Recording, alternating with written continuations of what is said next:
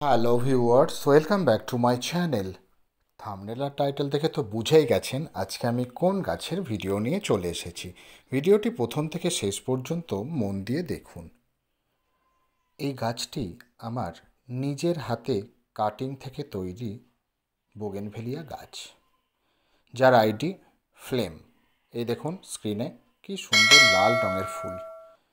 এটা একটি বেশ আর কি মূল্যবান একটা দামি ভ্যারাইটি ফ্লেম।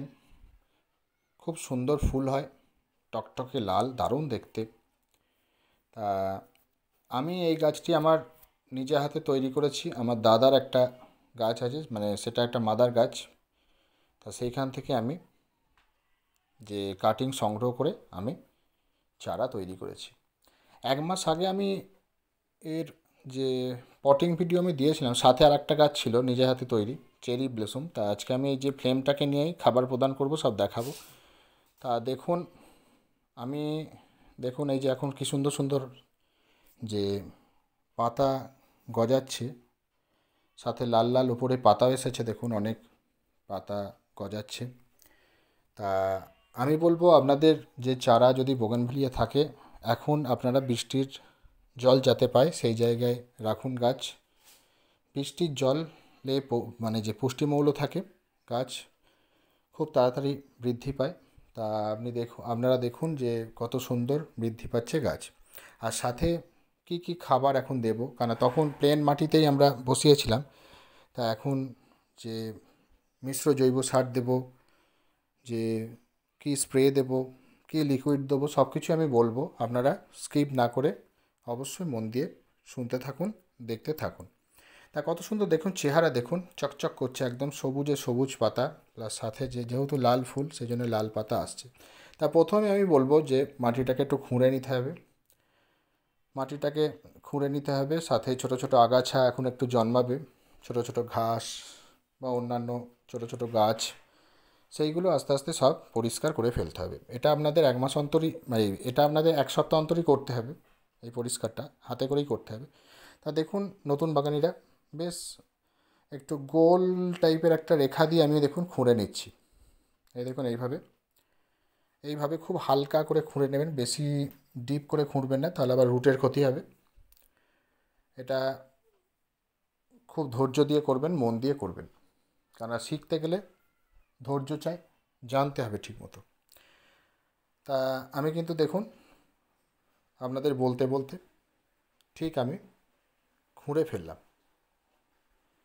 তা এইবার আমরা কি করব, একটা সার প্রয়োগ করব।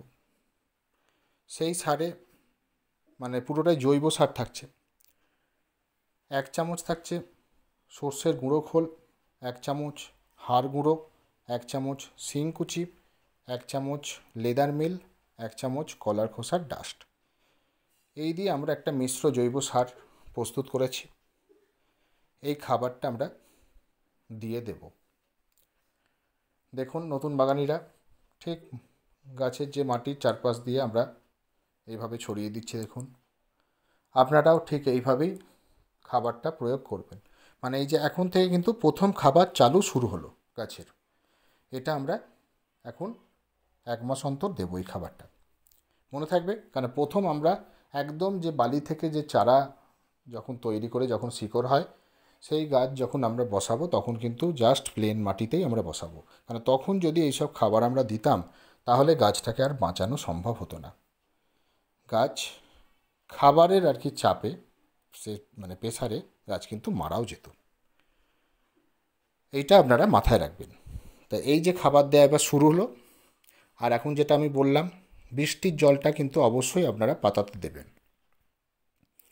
বোগেনভেলিয়া আমি বলি আপনাদের, পরিণত বোগেনভেলিয়া গাছে ওয়াটার কন্ট্রোল করতে হয়, কিন্তু এখন যে এই যে ছোট্ট গাছে, এখন একে তাড়াতাড়ি দ্রুত বাড়াতে হবে। তা দেখুন আমি ঠিক খাবারটা মাটির সাথে মিশিয়ে দিলাম, খুব ভালো করে চেপে দিলাম। আচ্ছা, এবার আমি এখন জল দিয়ে দেবো। খাবারটা দেওয়া হয়ে গেছে, এবার আমি জল দিয়ে দিচ্ছি। দেখুন এই দেখুন জল দিয়ে দিলাম। আচ্ছা, এইবার আমরা কি করব, এইবার একটা পিজিআর স্প্রে করে দেবো, মিরাকুলান। যেহেতু ছোট গাছ, 10 ফোঁটা 1 লিটার জলে গুলে ভালো করে ঝাঁকিয়ে পাতাতে স্প্রে করে দিচ্ছি। এই মিরাকুলাম দিয়ে আমরা যেহেতু কেন দিচ্ছি, যাতে খুব তাড়াতাড়ি দ্রুত বৃদ্ধি পায়, গাছ যাতে বৃদ্ধি পায়, আগামী দিনে যাতে প্রচুর ফুল হয়, সেই জন্য আমরা দিচ্ছি। এটা আমরা মাসে একবার করে দেব। আচ্ছা, এইবার আমরা কি করব, আরও ভালো বৃদ্ধি পাওয়ার জন্য আমরা খুব পাতলা করে সর্ষের যে খোল পচা জল আমরা প্রয়োগ করব মাসে 2 বার, মানে 15 দিন অন্তর। আপনারা চাইলে এর সাথে ডিএপি দানা যুক্ত করতে পারেন। ডিএপি দানা একসাথে পচিয়ে আপনারা দিতে পারেন, এতে ভালো রেজাল্ট পাবেন। তবে আমি সবসময় বারণ করি, পার্মানেন্ট গাছে খুব প্রয়োজন ছাড়া রাসায়নিক ব্যবহার করবেন না, এটা আমরা বলি। তা যাই হোক, আর ঠিক 1 সপ্তাহ অন্তর অন্তর কলার খোসা আর পেঁয়াজের খোসা ভিজে জল আপনারা দেবেন।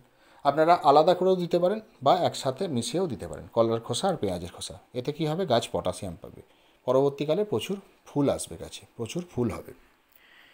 এটা আমাদের অবশ্যই করতে হবে। তাহলে আমি একটু প্রথম থেকে বলি, মিশ্র জৈব সার, আচ্ছা, যে পিজিআর স্প্রে, আচ্ছা, কলার খোসা, পেঁয়াজের খোসা লিকুইড, আচ্ছা, সর্ষের খোল লিকুইড, এই খাবার এখন চলবে। আচ্ছা, ফুল সানলাইটের গাছ, ফুল সানলাইটে আপনারা রাখুন গাছকে। যত রোদ দেবেন তত গাছের ভালো গ্রোথ তৈরি হবে, এটা আমরা বলতে পারি। আর এখন জল দেবেন, তবে হ্যাঁ, মাটি ভিজে থাকলে জল দেবেন না, কারণ মাটি ভিজে থাকলে আবার জল দিলে কী হবে, পাতা হলুদ হয়ে যাবে, পাতা নষ্ট হয়ে যাবে, বেশি জল হলে আবার গাছ রুট পচে মারাও যেতে পারে। তো এইটা আপনারা অবশ্যই মাথায় রাখবেন।